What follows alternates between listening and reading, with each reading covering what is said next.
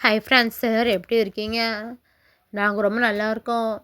இன்னைக்கு காலையில் வந்துட்டு வீடியோ அப்படியே சூப்பராக ஆரம்பிச்சாச்சு சாமி கும்பிட்டுட்டு. இன்னைக்கு காலையில் நான் வந்துட்டு முருகரோட மூலமந்திரம் வந்து 108 தடவை சொல்கிறதா பிளான் பண்ணியிருந்தேன். அதனால காலையில் நேரமாக எழுந்திரிச்சிட்டேன். எழுந்திரிச்சிட்டு குளிச்சு ரெடி ஆகிட்டு சாமி கும்பிட்லான்ட்டு நான் உட்காந்துட்டேன். அதுக்கப்புறம் அந்த மூலமந்திரம் சொல்லி முடிச்சுட்டு வேல்மாறல் கந்தர் அலங்காரத்தில் வந்து ஒரு சில பாட்டுகள் வந்துட்டு சொல்லுவான். அதெல்லாம் வந்துட்டு அடுத்தடுத்து சொல்லிட்டேன்.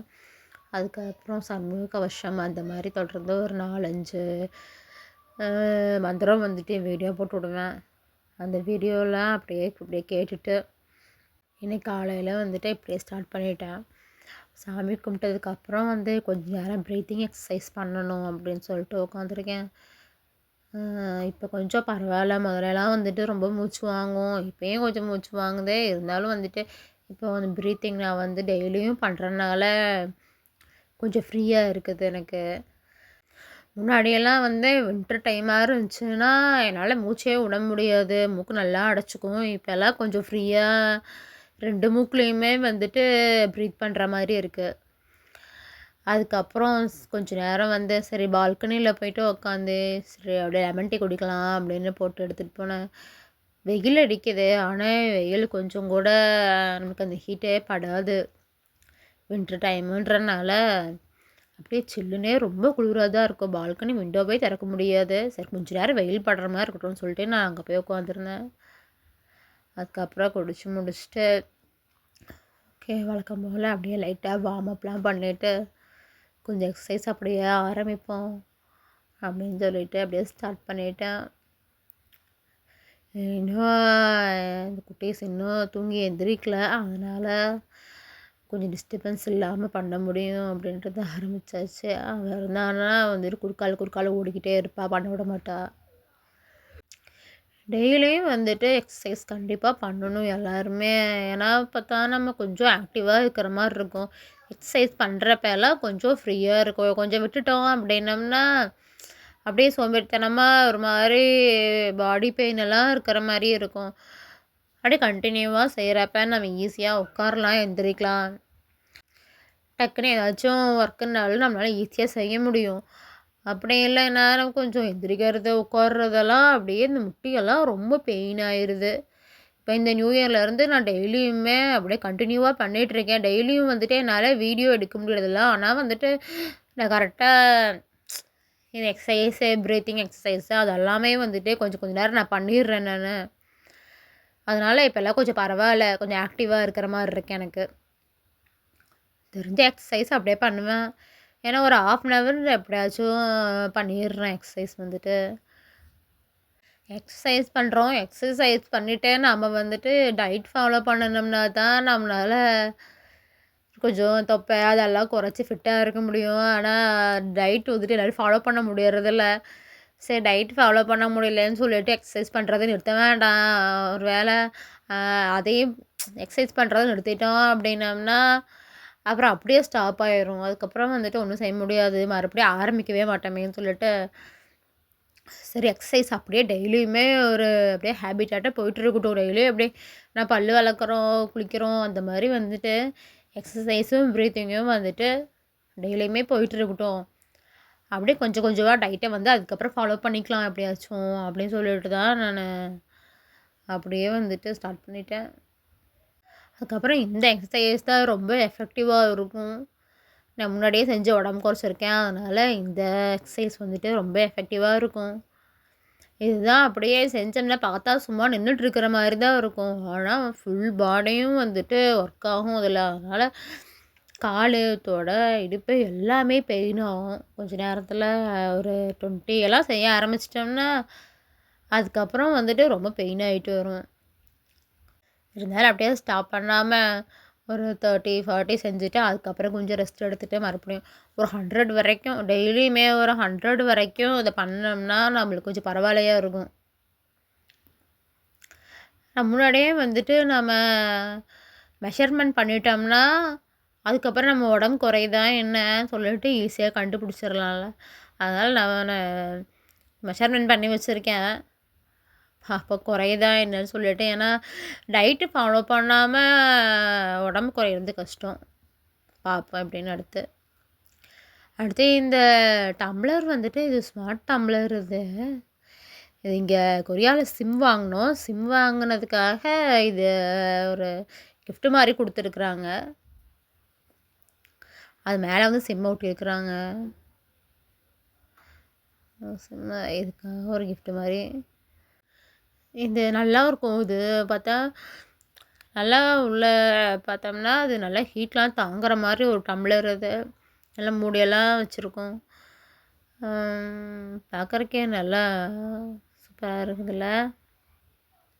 உள்ளே வந்துட்டு அது ஸ்டெயின்லெஸ் ஸ்டீலு ஃபில்ட்ரு மாதிரி மேலே கொடுத்துருக்காங்க.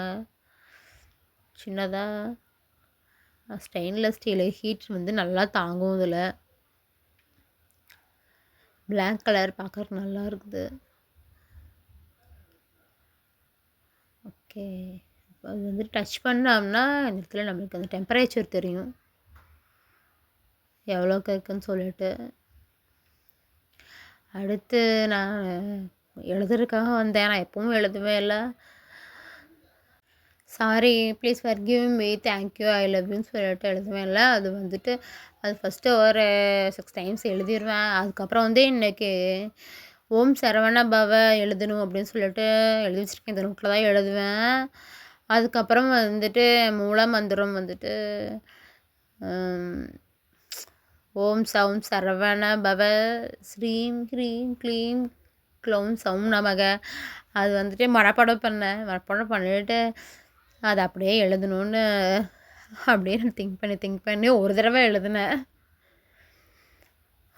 ஒரு தடவை எழுதிட்டு அதுக்கப்புறம் சரி ஓகே நம்ம ஃபஸ்ட் சொல்லி பழகும். அது கொஞ்சம் வாயில் நுழையிறது கொஞ்சம் கஷ்டமாக இருந்துச்சு. அதுக்கப்புறமேல் சரி ஓகேன்னு சொல்லிட்டு கொஞ்சம் நேரம் பெயிண்டிங் பண்ணலான்னு எடுத்து வச்சுருக்கேன்.